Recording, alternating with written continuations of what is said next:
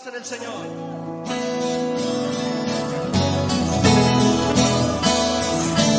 Aleluya.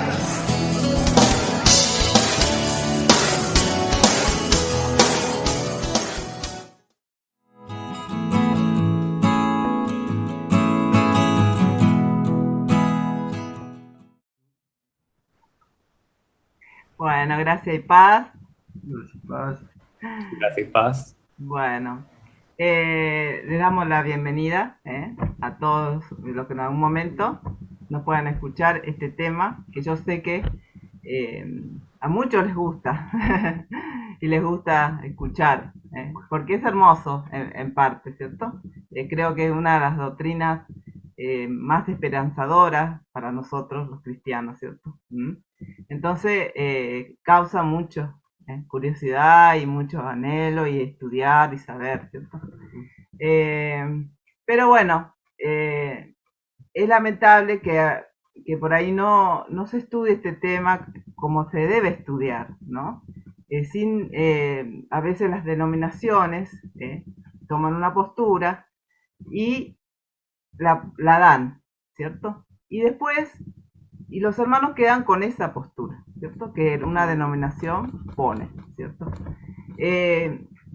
Y no se ponen por sí mismos a veces a estudiar. O lo estudian, pero con los anteojos de su denominación o de su pastor o lo que es, ¿no? Y lo bueno con todos los temas de la Biblia, no solo con este, es ir a la Biblia, ¿cierto? Sin todas esas cosas, ¿cierto? Sino ir y hacerlo uno mismo, ¿no? Yo entiendo que el tema del rapto secreto de la iglesia es una doctrina que ha sido muy aceptada porque la verdad que es buena, ¿no? Pues se puede decir, ¿no? Porque nos quita de este mundo, ¿no? Y de muchas cosas que van a venir sobre este mundo. Y por eso gusta, ¿no? Mucho también. Y creo que las personas, los hermanos, no quieren, ¿cierto? Estudiar y creer otras posturas, porque es linda, la verdad. Y yo también quisiera creerla, ¿no? Pero tenemos que creer lo que la Biblia dice, ¿eh? Tenemos que tratar de ser fiel a lo que la Biblia dice, ¿eh? Así que bueno, para no hacerlo más largo, voy a buscar el material. Y vamos a empezar. Bueno, acá te voy a pedir, Tomás, que me ayude porque vos hablas bien inglés. Y yo no. No me llevo con el inglés. ¿Podéis empezar a leer? Vamos a ver un poco de dónde viene esta enseñanza del rapto secreto. Amén. Dice, la primera enseñanza pública del rapto secreto ocurrió en septiembre de 1830. Sus referentes fueron Manuel Díaz Lacunza, Edward Irving, Margaret MacDonald, John Nelson Darby y Cyrus Scottfield. Hasta ahí. Ingerson, dice, bueno, está bien. Scofield. Bueno, seguí leyendo un poquito, Tomás. Margaret MacDonald, una jovencita escocesa de 15 años de edad, que durante una de las sesiones de profetización de Edward Irving el 28 de marzo de 1830, cayó en un trance y después de varias horas de visiones y profecía y de hablar en lenguas, reveló que el regreso de Cristo ocurriría en dos fases, no solo en una, como enseña la teología cristiana tradicional. Cristo, dijo MacDonald, vendría la primera vez y visiblemente raptaría a los virtuosos y justos, llenos del Espíritu, en un rapto secreto. Bien, seguí un poquito más hasta donde dice Anticristo. La primera enseñanza. La primera enseñanza pública del rapto secreto ocurrió en septiembre de 1830, al recibir una copia escrita a mano de la Revelación de MacDonald. Esta revista empezó a publicar apasionadamente esta nueva e inusual doctrina, explicando que parte de la iglesia cristiana, descrita como la Filadelfia, de Revelaciones 3, sería raptada para encontrarse con Cristo en el aire antes de la gran tribulación y que la Odisea, o sea, la iglesia que enfrentaría al anticristo. La Odisea, que sería como la iglesia tibia, que se quedaría, y Filadelfia, recordemos en Apocalipsis, es como una de las mejores iglesias, se puede decir, del Apocalipsis, Filadelfia. Entonces, bueno, entonces vemos, nomás para decir algo nomás de esta parte, que esta enseñanza comenzó en 1830, ¿m? O sea, no es que tiene, o sea, desde un principio los cristianos del primer siglo creían en la venida de Cristo en una sola vez, ¿cierto? Y a partir de esto que leímos por esta joven, empezó este tema. Eh, Hay que recordar una cosa, siempre las doctrinas, así que salen, ¿cierto? Hay que ver cómo nacieron. ¿M? Porque sabemos que, por ejemplo, muchas sectas o religiones, vamos a decir sectas, porque, por ejemplo, los testigos de Jehová, los mormones, empiezan porque uno tuvo una visión. ¿M? Eso es muy común. ¿Eh? Tuvo una visión y empezaron a creer eso y ahí se empezó a desparramar y todo eso, ¿cierto? Y así se forman las sectas, ¿no? Muchas veces empiezan por una persona que ha tenido una visión. Y ya cuando es así, ya tenemos que empezar un poco a desconfiar, ¿cierto? Eso es una regla, realmente. Cuando algo empieza de esta forma, hay que tomarlo con pinzas, ¿cierto? Mucha gente no sabe esto. ¿M? Mucha gente no sabe de dónde empezó esta doctrina y lo toman como que esto siempre se creyó. Y la verdad es que no es así. Nunca, no es que siempre, de todos los tiempos, se creyó esta doctrina. ¿Mm? Así que bueno, te pido que sigas, Tomás, acá, porque como hay nombres en inglés, prefiero que leas. Ahí. John. Bien. Sí, dice John Nelson Darby, el fundador, líder y teólogo de los hermanos Plymouth, creo que se pronuncia así, que previamente había sido un sacerdote anglicano. Una de las primeras contribuciones más radicales de Darby al cristianismo fundamentalista y protestante fue su afirmación que la historia del mundo estaba dividida en 7 etapas, a las cuales llamó las dispensaciones. Darby decidió que el planeta Tierra y los humanos fueron creados apenas 7.000 años y que actualmente vivimos en los 1.000 años de los últimos tiempos, o el periodo de gracia antes del fin del mundo. Otros como Agustín, Joachim de Fior y Pierre Fioret habían amañado estas ideas, pero Darby lo empaquetó y llegó a ser reconocido como la máxima autoridad mundial sobre la teología del dispensacionalismo y el creacionismo. En el año 1839 en adelante, Darby empezó a predicar la doctrina del rapto secreto, que hoy día conocemos como el dispensacionalismo. Bien, seguí esa parte. Darby. Ok.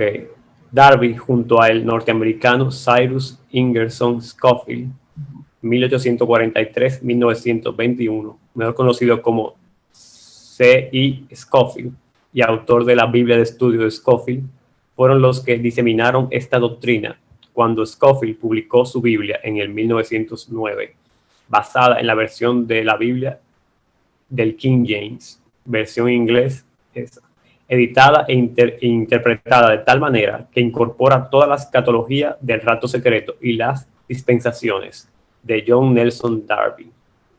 Bien, bien. Entonces, el fundador fue este hombre, ¿cierto? John Nelson Darby. Él fue el que fundó esto. Junto con Scofield. Yo pienso que habrán escuchado, bueno, yo en mis tiempos la tenía, en tiempo creo la leí, a la Biblia de Scofield.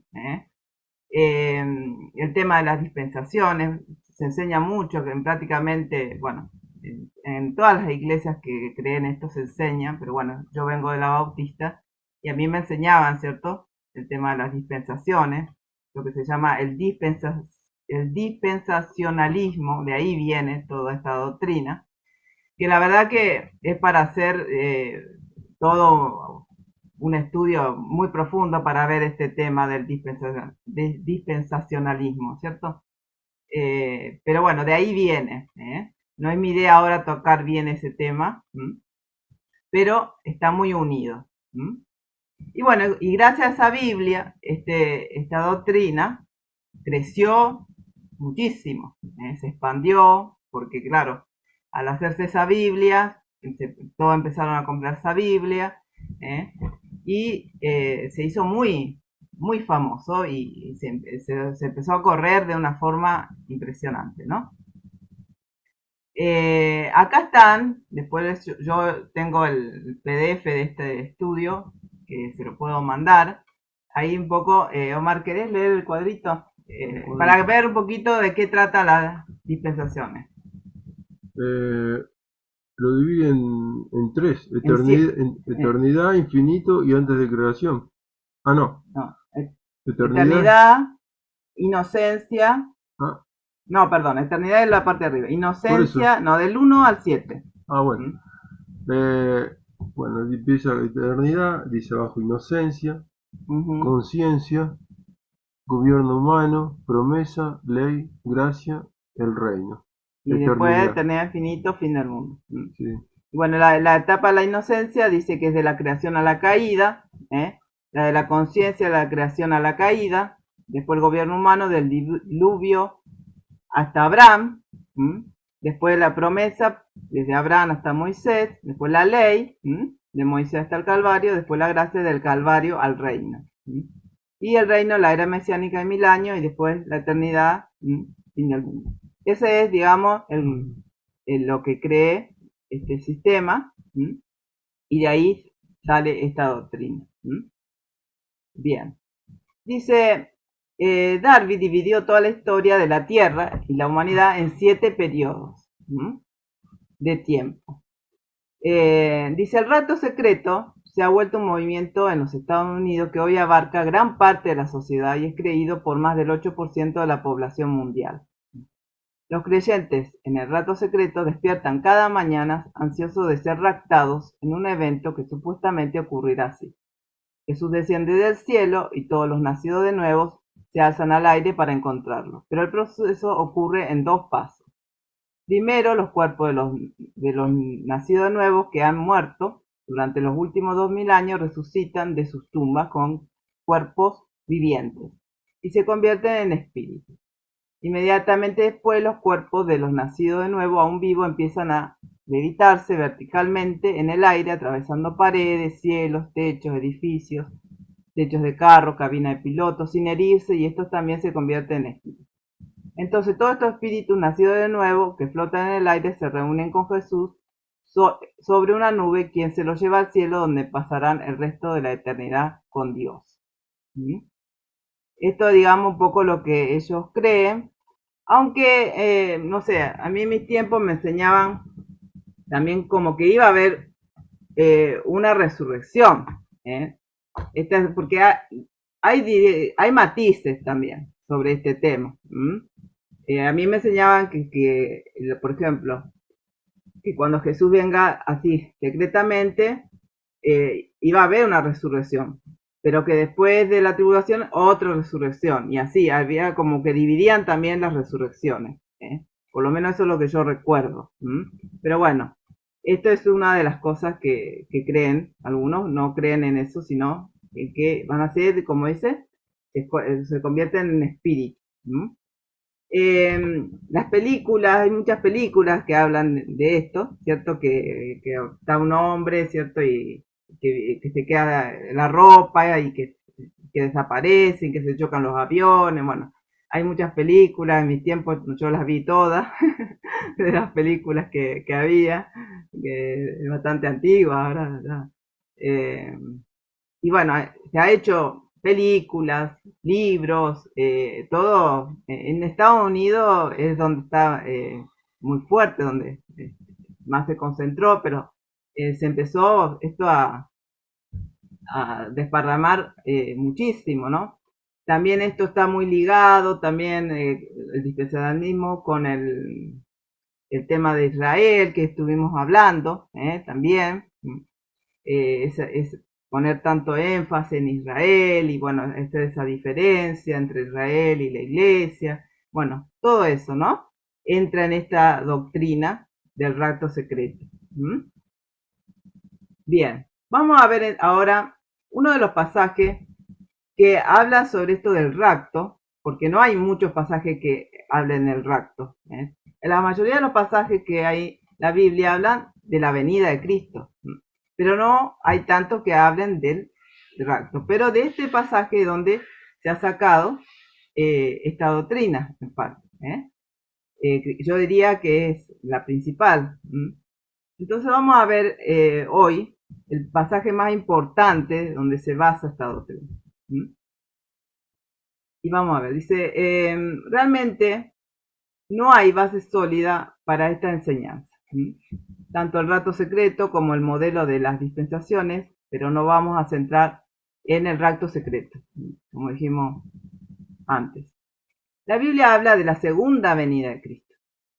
Sí habla del arrebatamiento, más no la palabra rapto. Hay que hacer una diferencia ahí. Si bien son muy parecidas, rapto, arrebatamiento no es lo mismo. Entonces, arrebatar significa quitar una cosa a una persona con violencia, con rapidez. Y rapto es parecido, pero no idéntico. La palabra rapto significa acción de raptar a una persona y normalmente puede ser algo secreto. Por eso se dice, cuando secuestran un rapto, ¿no? Porque es algo secreto, algo, ¿no? Que piensan cómo, ¿no? Arrebatar puede ser que no sea secreto. Puede venir algo, ¿no? Y sacar, y no secreto. No tiene que ser sí o sí secreto. El rapto sí. La palabra rapto. Entonces, rapto en sí no está en este pasaje. Está la palabra arrebatar. Pues esto es arrebatamiento. Sacar con violencia. Entonces, el arrebatamiento nosotros lo creemos, pero no creemos en que sea eso secreto, que sea secreto, pero porque la Biblia no da a entender que sea secreto. Entonces vamos a ver el pasaje principal. Vamos a buscar Primera Tesalonicenses,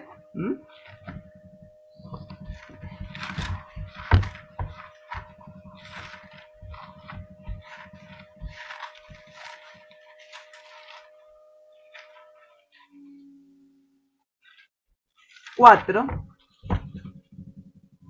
del 13 al 18. Bueno, a ver, vamos a leer unos pasajes cada uno. Versículos. Bueno. ¿Sí? 3, a ver, podríamos leer. Cada uno. 2 cada uno. Empezás vos, Man, seguís vos, Tomás, y termino yo. Bueno, pero no queremos, hermanos, que ignoréis acerca de los que duermen, o murieron también, ¿no? Para que no entristezcáis, como lo hacen los demás, que no tienen esperanza. Porque si creemos que Jesús murió y resucitó, así también Dios traerá con él a los que durmieron y murieron en Jesús. Por lo cual os decimos esto en palabra del Señor, que nosotros que vivimos, que habremos quedado hasta la venida del Señor, no precederemos a los que durmieron, porque el Señor mismo, con voz de mando, con voz de arcángel y con trompeta de Dios, descenderá del cielo, y los muertos en Cristo resucitarán primero. Luego nosotros, los que vivimos, los que hayamos quedado, seremos arrebatados juntamente con ellos en las nubes para recibir al Señor en el aire, y así estaremos siempre con el Señor. Amén. Amén. Bien, bueno, yo acá había escrito todo ese pasaje. Y yo voy a leer una traducción acá de la Biblia actual. En realidad vamos a leer un poco también cada uno de acá. ¿Lo llegas a ver, Tomás? Bueno, empezá a tomar, lee también 2 pasajes. Vamos a leer otra traducción de este pasaje. Ok. Hermanos míos, queremos que sepan lo que en verdad pasa con los que mueren, para que no se pongan tristes como los que no tienen esperanza. Nosotros creemos que Jesucristo murió y resucitó, y que del mismo modo Dios resucitará a los que vivieron y murieron confiando en Él. Y después seguimos. ¿Yo? Por eso decimos ahí. Por eso les decimos, de acuerdo con lo que el Señor Jesús nos enseñó, que lo que aún vivamos, cuando Él venga, nos reuniremos con Él, después de que se hayan reunido con Él los que están muertos. ¿Sigo? Otro más, sí. Porque cuando Dios dé la orden por medio del jefe de los ángeles y oigamos que la trompeta anuncia que el Señor Jesús baja del cielo, los primeros a resucitar serán los que antes de morir confiaron en Él. Bien. Ahí está la resurrección. Sí. Por eso muchos creen en una resurrección ahí. Bien. Después Dios nos llevará, dice, lo que estemos vivos en ese momento, y nos reuniremos en las nubes con los demás. Allí todos juntos nos encontraremos con el Señor Jesús y nos quedaremos con Él para siempre. Así que anímense los unos a los otros con estas enseñanzas. Bien. Entonces, bueno, vemos ahí una resurrección, como decíamos recién, que va a pasar, que no es como habíamos leído lo que estaban creyendo, que creen muchos ahí en Estados Unidos. Hay una resurrección cuando Jesús viene. Es claro, ¿no? Ahora lo vamos a ver un poquito, vamos a ir examinando, viendo algunos pasajes. Dice, en estos versos vemos que Pablo no quería que ellos estuvieran tristes por la muerte de sus seres queridos, que habían muerto creyendo en Cristo, como los otros que no tienen esperanza. Dice, se refiere al mundo, que no tiene ninguna esperanza. Entonces, ahí vemos que Pablo, la preocupación era que no quería que ellos estén tristes, porque habían muerto, y en ese tiempo, ¿se acuerdan? Morían muchos, en persecución, y todo eso también, ¿cierto? Entonces, él quería que ellos tuvieran esperanza. Entonces le dice que no estuvieran tristes, y que como que nosotros tenemos una esperanza. ¿Sí? Vamos a ver, Omar, ¿querés buscar Primera de Pedro 1:3? Vamos a ver un poquito de eso. Y después vos podéis ir buscando, Tomás, para la próxima Job 7:21, para tenerlo. Y yo busco el otro, mientras así vamos ganando tiempo. Yo lo tengo. No, yo busco el otro, así ya lo tengo, tranquila. Por 11. Bueno, léelo. Primera de Pedro 1:3. Bendito sea el Dios y Padre de nuestro Señor Jesucristo, quien según su gran misericordia nos ha hecho nacer de nuevo a una esperanza viva mediante la resurrección de Jesucristo de entre los muertos. Amén. Como Él resucitó, nosotros también entonces ahora tenemos que una esperanza de que así como Él resucitó, nosotros también vamos a resucitar. Entonces Él quería que ellos tuvieran esa esperanza. Bien. Ahora, luego nos dice que si creemos que Él murió y resucitó, también traerá con Él a los que durmieron en Él. Dormir, ¿cierto, Tomás? Se le refiere a la muerte. De la Biblia, cuando las personas mueren, se dice está durmiendo. Entonces vamos a ver, si tenés Job ahí, Job 7:21. Sí, dice, ¿y por qué no quitas mi rebelión y perdonas mi iniquidad? Porque ahora dormiré en el polvo, y si me buscares de mañana, ya no existiré. Ahí está. Bien. Y Juan 11, del 11 al 14, dicho esto, le dijo después, nuestro amigo Lázaro duerme, mas voy para despertarle. Perdón, más voy para despertarle. Dijeron entonces sus discípulos, Señor, si duerme, ¿sanará? Pero Jesús decía esto de la muerte de Lázaro, y ellos pensaron que hablaban del reposar del sueño. No entendían, ¿no? Entonces Jesús le dijo claramente, Lázaro ha muerto, y me alegro por vosotros de no haber estado allí para que creáis, más vamos a él. Bueno, me leí uno más. Pero bueno, Lázaro había muerto y él dice que voy a despertarle. Entonces vemos que acá se está refiriendo a los que habían muerto.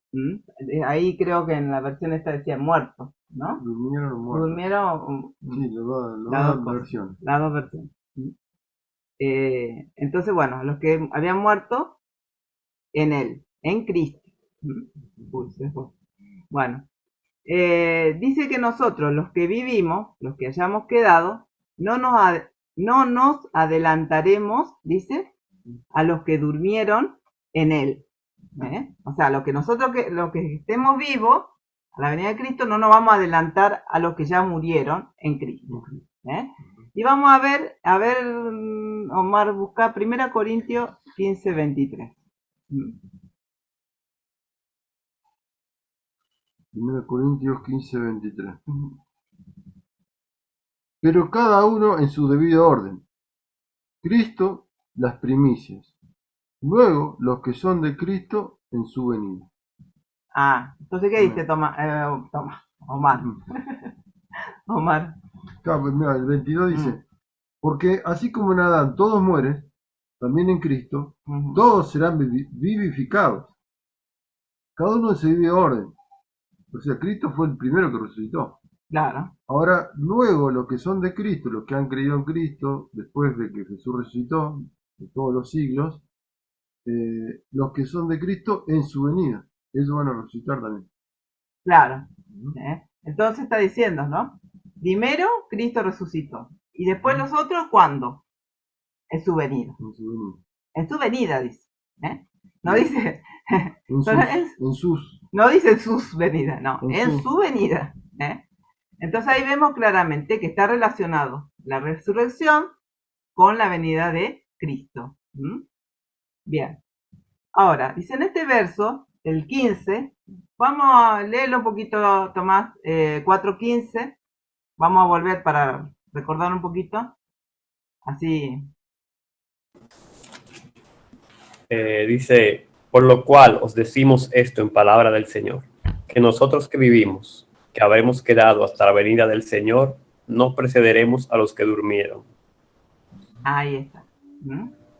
No precedemos. Entonces, acá dice que la palabra venida que se usa acá, en griego, es parousia o parousia. Esa es la palabra en griego que se usa, porque saben que la Biblia se escribió en griego primeramente, ¿no? Y después en hebreo. ¿Qué cosa? La Biblia. En griego. No, sí, primero en hebreo. Sí. En hebreo. Y después en griego. Bueno, entonces ahí es importante las palabras en el original, ¿cierto? Bueno, entonces está esta palabra ahí, que se llama parousia o parusia, le dicen. Y ahí está escrito, no lo voy a repetir porque no lo entiendo. No entiendo griego. Pero ¿qué significa? Omar, ¿qué dice ahí? Presencia, llegada. Que se relaciona con el advenimiento glorioso de Jesucristo al fin de los tiempos. Eso es lo que significa esa palabra. Presencia, llegada. Ahora, vamos a ver que esa palabra aparece en muchos versículos. Entonces, si aparece en otros versículos, quiere decir que se está refiriendo a lo mismo, no a algo distinto. Bien. Se la puede encontrar si quieren buscar, yo lo tengo acá, pero bueno, 1 Tesalonicenses 5:23, ¿qué dice? ¿Cómo quedamos? Si no, yo lo veo acá. Y que el mismo Dios de paz os santifique por completo, y que todo vuestro ser, espíritu, alma y cuerpo sea preservado, irreprensible, para la venida de nuestro Señor Jesucristo. Bueno, acá otra vez venida, y dicen que en ese verso también está esa palabra griega.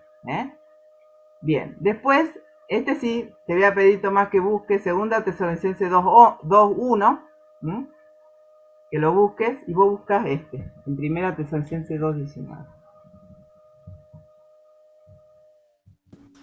Segunda de Tesalonicenses 2:1. Dice, pero con respecto a la venida de nuestro Señor Jesucristo y nuestra reunión con Él, os rogamos, hermanos.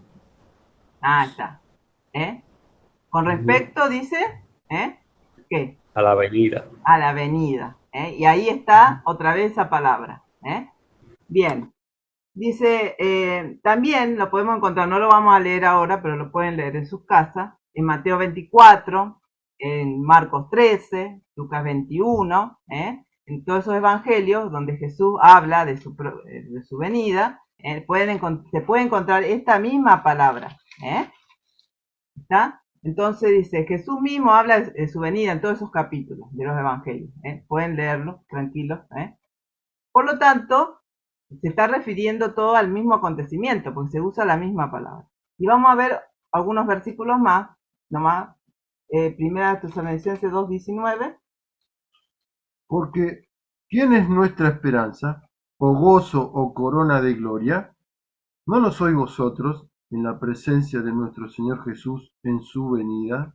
Ahí está, en su venida. Y ahí también está. Ujú. Y segunda Tesalonicenses, ahí 2:1, buscáis nomás que está. Y vos, Tomás, podés buscar segunda de Pedro 3:4. El 3:4 y el verso 12. O sea, 3:4 y 3:12. Bueno, lee sí. segunda Tesalonicenses 2:1 y después el verso 8. Bueno. 2:1 se dice, pero con respecto a la venida de nuestro Señor Jesucristo y a nuestra reunión con Él, os rogamos, hermanos. ¿No? Está. Correcto. Y el 8. El 8, y entonces será revelado ese inicuo, a quien el Señor matará con el espíritu de su boca y destruirá con el resplandor de su venida. Ahí tenemos un pasaje importante. ¿Qué dice Tomás ese pasaje? ¿Qué enseña? A ver, así te hago hablar un poco porque no te estoy dejando hablar. Bueno, que cuando Él venga, en su venida, su segunda venida, es que va a destruir al anticristo, al hombre de pecado, a la bestia. Por lo cual, debemos entender que la segunda venida de Cristo es después del anticristo, después de la tribulación, después de la bestia. Porque Claro. lo dice ahí, Matías lo dice ahí. Claro, exactamente. Bueno, ya vamos a ver la próxima, pero hay otro pasaje importante que Pablo le dice que porque ya ellos creían que Jesús ya, ¿cierto? Había venido porque había trastornado, y entonces le dijo, no, ojo, Jesús no va a venir, antes tiene que venir la apostasía y tiene que venir, ¿no? Como que el hombre de pecado, Sí. y después, entonces como para darle una tranquilidad, porque habían algunos que decían que Jesús ya había vuelto, ¿no? Entonces ahí es claro, y ahí la palabra venida es la misma que se usa en este pasaje de Tesalonicenses que está hablando de la venida de Cristo. Es todo lo mismo. Y segunda de Pedro 3:4 y el verso 12 también, Tomás. Sí, dice, está la promesa de su advenimiento, porque desde el día en que los padres murieron, todas las cosas permanecen así como desde el principio de la creación. Claro. Y el 12 dice, esperando y apresurándoos para la venida del día de Dios, en el cual los cielos encendiéndose serán deshechos, y los elementos siendo quemados se fundirán. Ahí está. Entonces ahí está diciendo también qué va a pasar el día que Jesús venga, porque está hablando de eso también, de la venida, en ese pasaje de Pedro. Entonces ya ahí vemos que tampoco es algo tan secreto, porque si va a pasar eso, ya lo secreto no tiene nada, ¿cierto? Sí. Bien, ahí yo puse otros pasajes que no lo vamos a leer. Hay que salir ya, hay que salir. Perdón, sí, gracias por avisarme porque no me veo acá yo, Tomás. Sí. Así que bueno, salimos y volvemos a entrar. Bueno, seguimos, hermanos.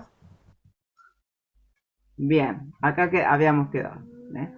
Bueno, les decía que ahí puse otros pasajes, no lo vamos a leer, pero los pueden leer en sus casas, donde también está esa misma palabra griega, que por lo tanto se refieren a lo mismo. Bien, vamos a seguir. Y dice que él vendrá con voz de arcángel, con voz de mando, con sonido de trompeta. Bueno, ahí ya vemos algo que no apareciera con voz de arcángel, con voz de mando, o sea, algo visible, algo que se va a escuchar, algo no es, ¿cierto? Con sonido de trompetas. Y vamos a ver un poco esto de las trompetas, porque en el Antiguo Testamento se usaba mucho las trompetas. Las trompetas en el Antiguo Testamento se usaban en los cultos y en las celebraciones cuando se ungían a reyes. Y vamos a ver algunos pasajes.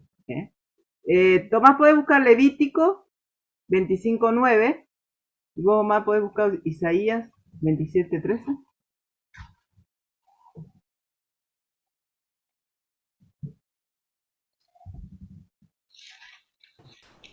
Levítico 25:9. Entonces harás tocar fuertemente la trompeta en el mes séptimo, a los 10 días del mes. El día de la expiación haréis tocar la trompeta por toda vuestra tierra. Ah, está. Isaías 27:13.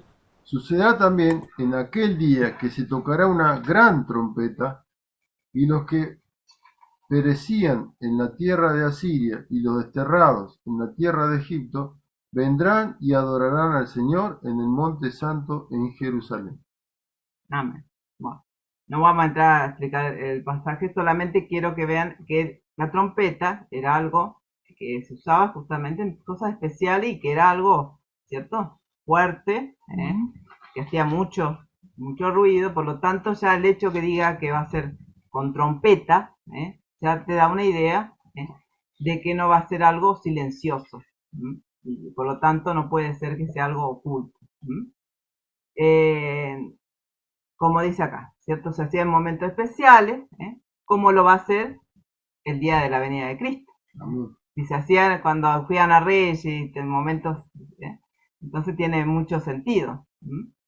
También habla de esto, de que el día que resuciten se va a sonar una trompeta. Vamos a ver este pasaje, que es clave también. 1 Corintios 15:52. A ver, si lo tenés más.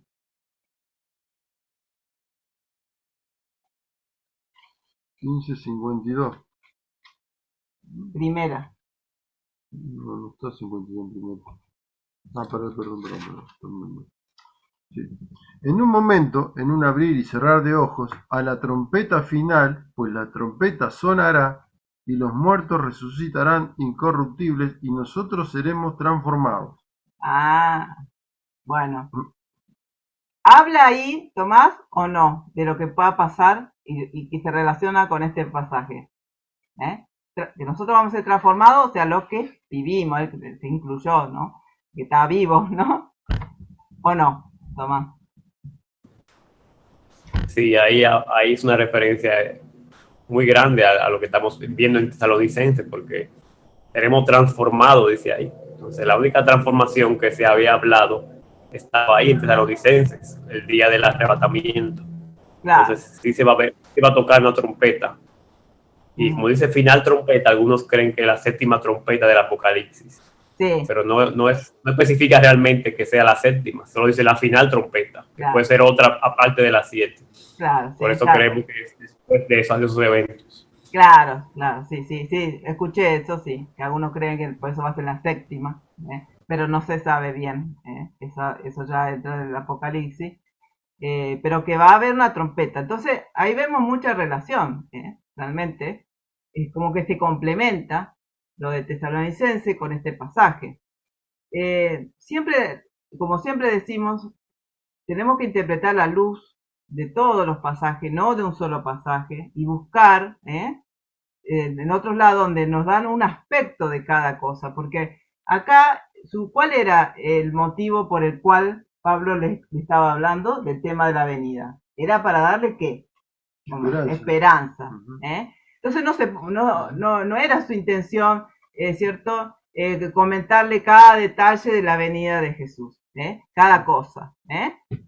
Quería darle una esperanza y les contó cómo iba a ser, pero no todos los detalles. Pero en otras cartas, él sí habla más, por ejemplo, en este de Corintio, habla más de qué? De la resurrección.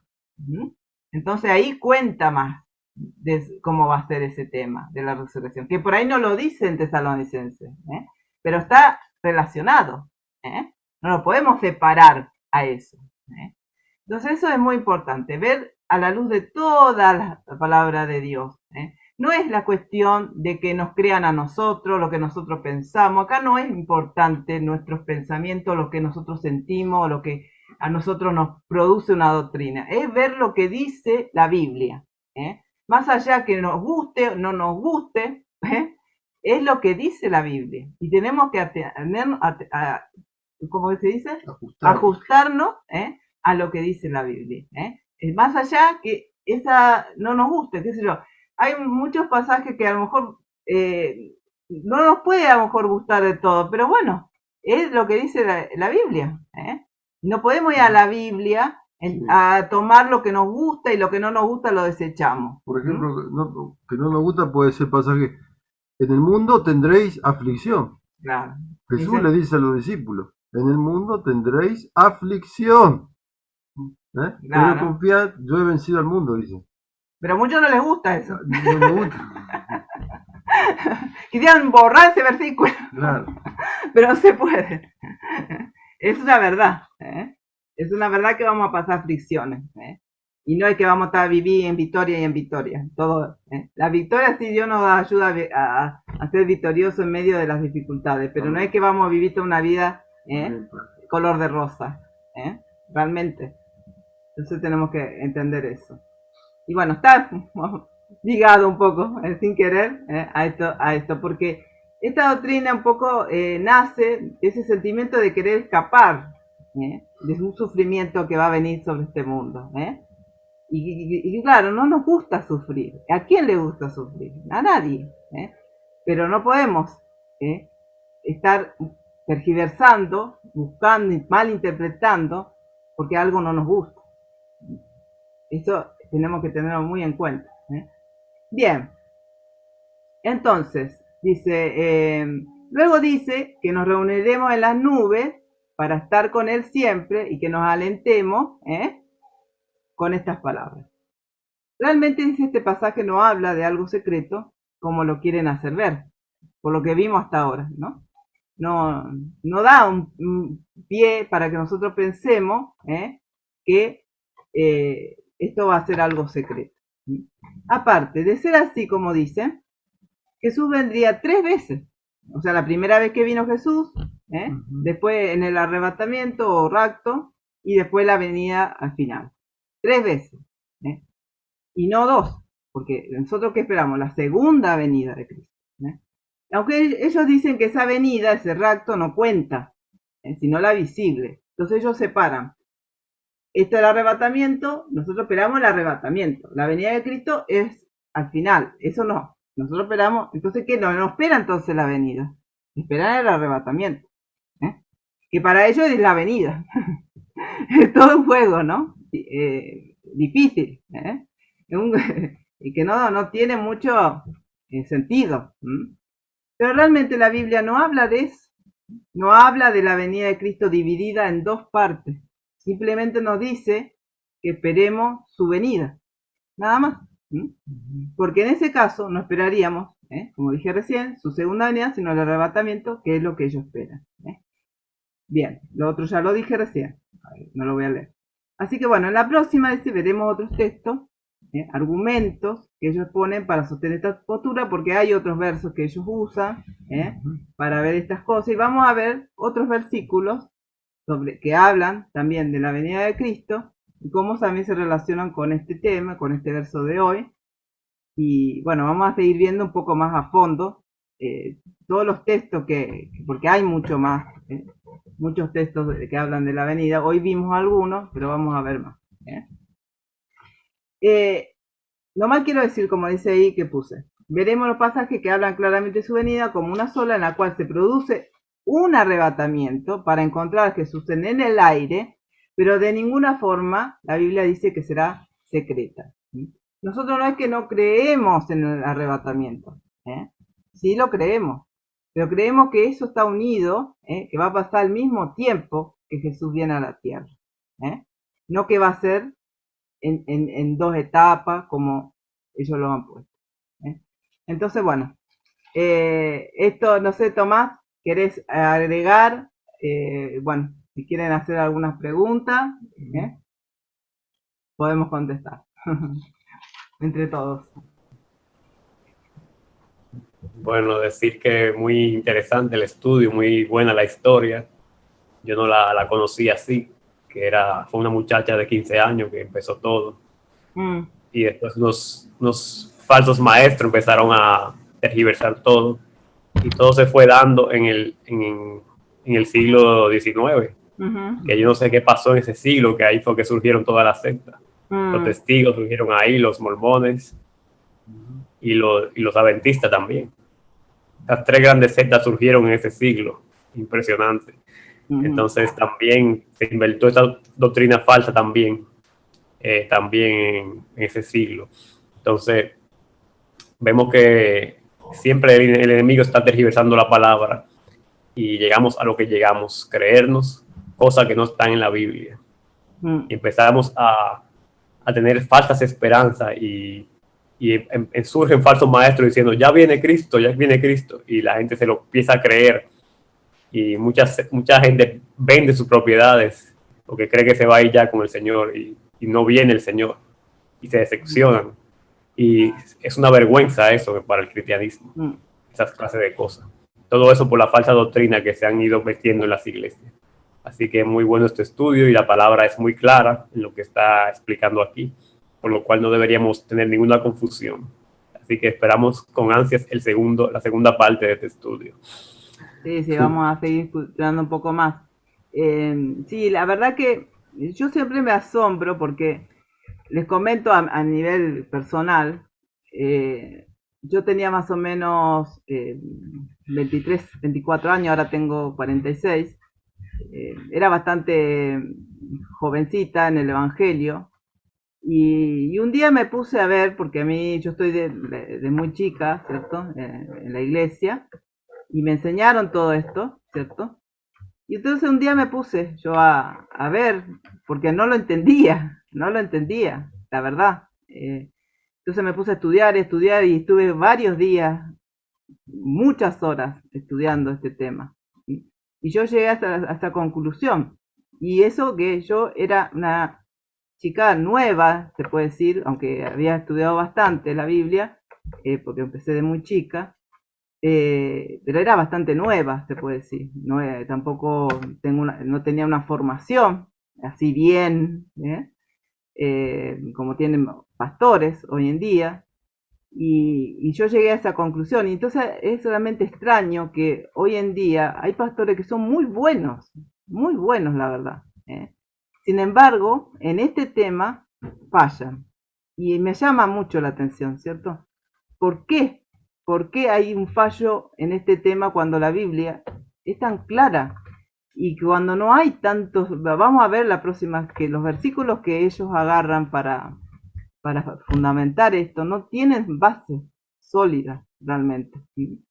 Entonces es muy llamativo y yo creo que es como dije al principio, esta doctrina es muy llamativa, muy gusta mucho porque nos quita del sufrimiento que va a venir sobre este mundo, ¿cierto?